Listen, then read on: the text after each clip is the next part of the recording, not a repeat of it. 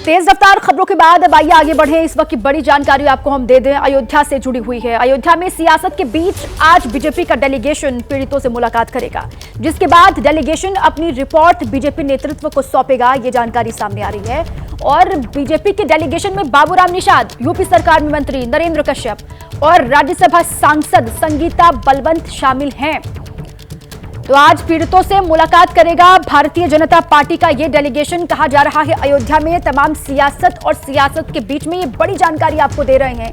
आज बीजेपी का डेलीगेशन पीड़ितों से मुलाकात करने वाला है, जिसके बाद डेलीगेशन अपनी रिपोर्ट बीजेपी नेतृत्व को सौंपेगा।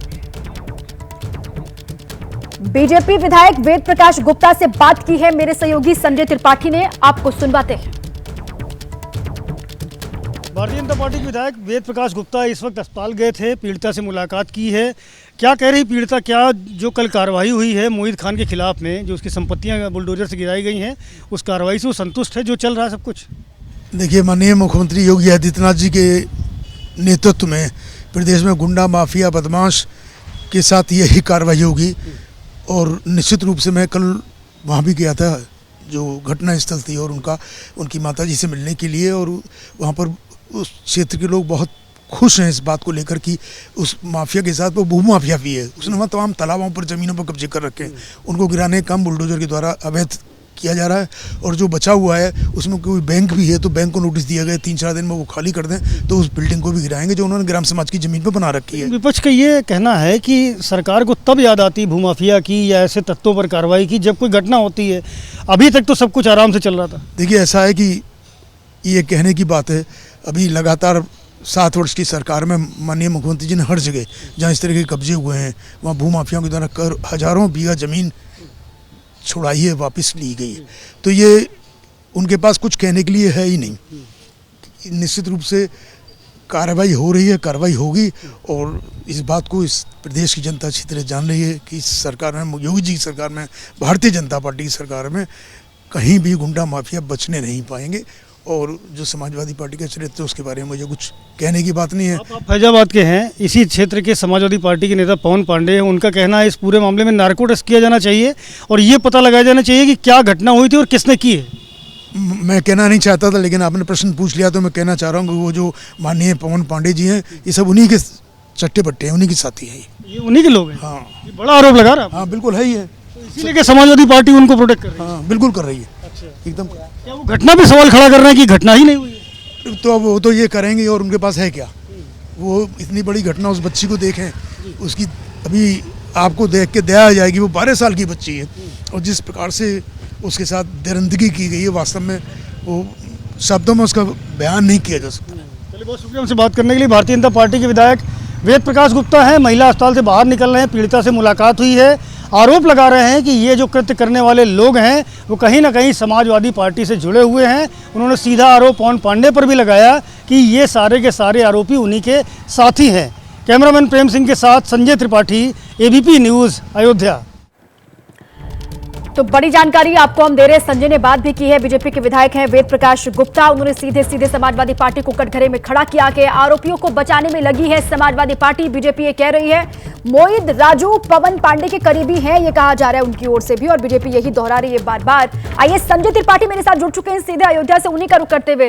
संजय, तमाम सियासत, आरोप प्रत्यारोप का दौर भी चल रहा है समाजवादी पार्टी बीजेपी के बीच में, और इस बीच आज ये बड़ी जानकारी ये है कि बीजेपी का डेलीगेशन पीड़ितों से वहां पर मुलाकात करने वाला है। कौन कौन डेलीगेशन में, कितने बजे मुलाकात होगी, सारी जानकारी साझा कीजिए संजय।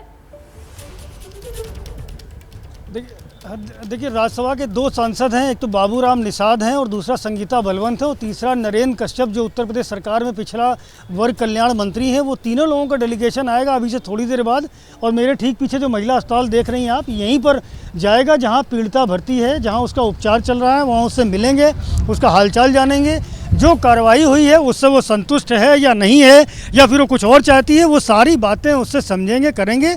उसी का इंतजार किया जा रहा है। पुलिस प्रशासन की व्यवस्थाएं यहाँ पर की गई हैं, अस्पताल में सब इंतजाम चाक चौबंद कर दिए गए। चूँकि सारे प्रमुख लोग यहाँ पर आएंगे तो ऐसे में सारी व्यवस्थाएं यहाँ पूरी कर दी गई हैं। लेकिन दीपा, ये समझिए कि ये पूरा का पूरा जो मामला है वो कहीं ना कहीं सियासी हो चुका है।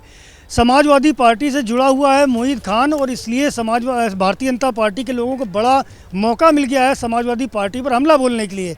अयोध्या की मिल्कीपुर जो सीट है, जहां से अयोध्या प्रसाद विधायक हुआ करते थे, जो अयोध्या से सांसद चुन करके लोकसभा पहुंचे, उस सीट पर बाई इलेक्शन होना है। ऐसे में ये एक बड़ा मौका है जब भारतीय जनता पार्टी समाजवादी पार्टी के लोगों पर हमला कर रही है, और वहीं समाजवादी पार्टी के लोग काउंटर कर रहे हैं। उनका ये कहना है कि इस घटना से जुड़े लोगों पर, चाहे वो पीड़ित हों या आरोपी हों, उनकी सही से जांच की जानी चाहिए। यहाँ तक उन्होंने कह दिया है कि इस पूरे मामले में नार्को टेस्ट और DNA जाँच भी होनी चाहिए। इतनी बड़ी बात उन्होंने कही है, और वहीं भारतीय जनता पार्टी तत्काल इसका काउंटर करती है। उसका कहना है कि कभी समाजवादी पार्टी में क्या ऐसा हुआ था कि जो रेप के आरोपी थे उनका कोई नार्को टेस्ट हुआ हो या उनका DNA जांच हुई हो? इस तरह की कभी कोई कार्रवाई समाजवादी पार्टी के कार्यकाल में तो देखने को नहीं मिली।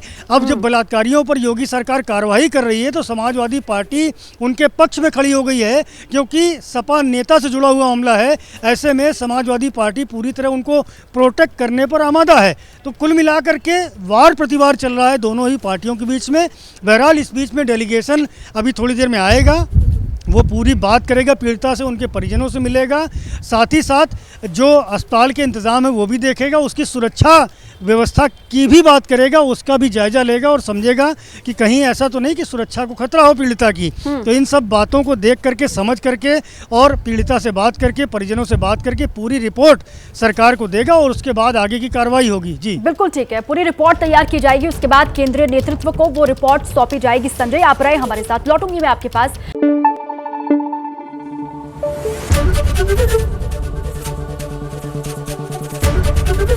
ABP न्यूज आपको रखे आगे।